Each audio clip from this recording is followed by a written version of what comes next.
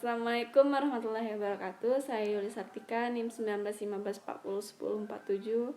Di sini saya akan menjelaskan tentang siklus menstruasi, metode simptotermal. Metode simptotermal merupakan metode keluarga berencana alamiah atau KBA yang mengidentifikasi masa subur dari siklus menstruasi wanita.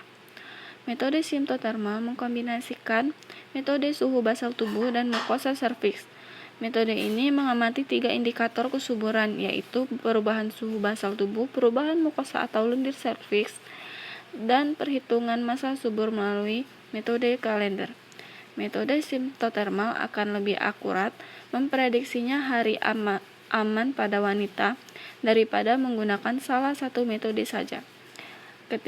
Ketika menggunakan metode ini bersama-sama, maka tanda-tanda dari satu dengan yang lainnya akan saling melengkapi. Manfaat metode simptotermal memiliki manfaat sebagai alat kontrasepsi maupun konsepsi. Manfaat kontrasepsi: metode simptotermal digunakan sebagai alat kontrasepsi atau menghindari kehamilan dengan tidak melakukan hubungan seksual ketika berpotensi subur atau pantang saat masa subur. Manfaat konsepsi: metode simptotermal digunakan sebagai konsepsi atau menginginkan kehamilan dengan melakukan hubungan seksual ketika berpotensi subur. Efektivitas angka kegagalan dari penggunaan metode simptotermal adalah 10-20 wanita akan hamil dari 100 pasangan setiap tahunnya. Hal ini disebabkan kesalahan dalam belajar, saran atau tidak ada kerjasama pasangan. Namun studi lain juga menyatakan angka kegagalan dari metode simptotermal mempunyai angka kegagalan hanya 3% apabila di bawah pengawasan yang ketat. Hal yang mempengaruhi metode simptotermal menjadi efektif. Metode simptotermal akan menjadi efektif apabila pencatatan dilakukan secara konsisten dan akurat, tidak menggunakan kontrasepsi hormonal karena dapat mengubah siklus menstruasi dan pola kesuburan. Penggunaan metode barrier dianjurkan untuk mencegah kehamilan. Kerjasama dengan pasangan adalah perlu, karena ia harus bersedia untuk membantu menghindari kehamilan, baik dengan tidak melakukan hubungan seksual atau menggunakan beberapa metode penghalang selama hari-hari paling subur. Hal-hal yang mempengaruhi metode simptotermal tidak efektif. Metode simptotermal dipengaruhi oleh beberapa hal, antara lain wanita yang mempunyai bayi sehingga harus bangun pada malam hari, wanita yang mempunyai penyakit pasca perjalanan, konsumsi alkohol. Hal-hal tersebut dapat mempengaruhi pembacaan suhu basal tubuh menjadi kurang akurat. Di atas merupakan pola grafik kesuburan pada metode simptotermal. Pola grafik kesuburan tidak sesuai digunakan wanita pada kasus sebagai berikut.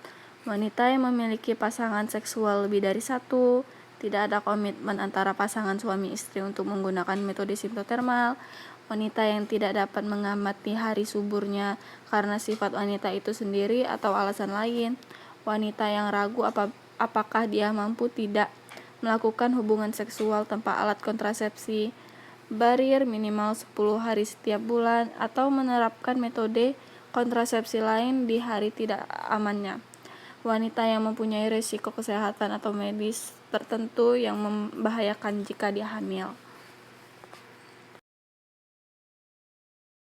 Wanita yang mengkonsumsi obat-obatan tentunya yang dapat mempengaruhi suhu basal tubuh, keteraturan menstruasi maupun produksi kelendir serviks. Keuntungan: metode simptotermal mempunyai keuntungan antara lain tidak ada efek fisik seperti obat-obatan, alat, bahan kimia, atau operasi yang dibutuhkan.